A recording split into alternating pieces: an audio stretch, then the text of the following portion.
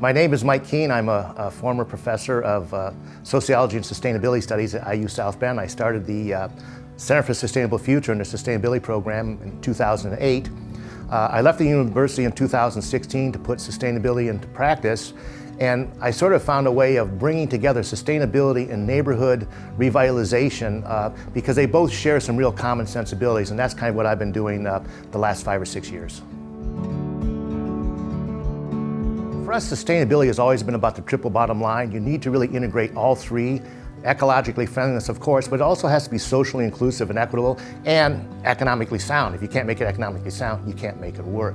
So what I've been doing is I've been bringing together sustainability and trying to have that kind of impact, but found out a way to connect that with small-scale development so that we can help people in their neighborhoods redevelop their neighborhoods for themselves in a way that helps the planet, but also includes everybody in the neighborhood, and most importantly, helps to create wealth within neighborhoods for neighborhoods. I think South Bend has really been a terrific place to sort of learn about and help pursue sustainability. We really got started with this in the early mid-2000s, one of the things that early began to happen is there was a chapter of something called Green Drinks, which is just people who get formally together once a month and talk about sustainability and connect with another. And that turned out to be the creation of an ecosystem that provided a whole lot of different people. And we were connected to the public, the private, and the not-for-profit sectors, helping them to begin to understand and come together how they can begin to put sustainability into practice in their own place. One of the things that's really important about sustainability is that it's not about what's right and what's not right. When I first started doing this, people used to come in and it was like a doctor. You know, I'd walk into a place and, you know, when a doctor walks in, they sort of hide their Coke or their beer or something like that. I'd walk in and people would say, "Oh, Mike, you know, I'm doing recycling and I'm doing this and I'm doing that." Or they would hide their styrofoam cup. And for us, sustainability was not about being judgmental.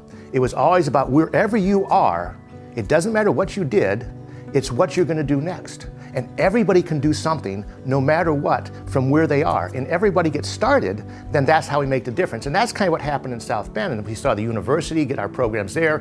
Notre Dame started to create a program. The city created its Office of Sustainability. Some companies began to develop, and now you know, many of the companies are engaged. The utility companies started to get in with some of the rebates and start to talk about that. And now you know, they're building out solar in ways that they weren't a decade ago. So this is really a microcosm of what's happening around the country and around the world.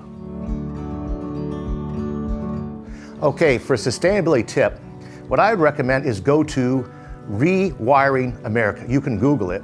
And there is a website there that if you put in your zip code, it will tell you how many rebates or other types of support are available to support you in your sustainability efforts through the American Recovery Act. The average amount per household is $2,000 to $4,000. Now we got 100,000 people living in South Bend, you know, and maybe 30,000 households. So if everybody were to do that, we're talking about $30 to $60 million that could be out there that we're leaving on the table if we don't do this. And every one of us can do this. It's really easy. And it's good for you economically. It's good for the planet ecologically, and everybody can do it, so it's socially equitable and socially inclusive.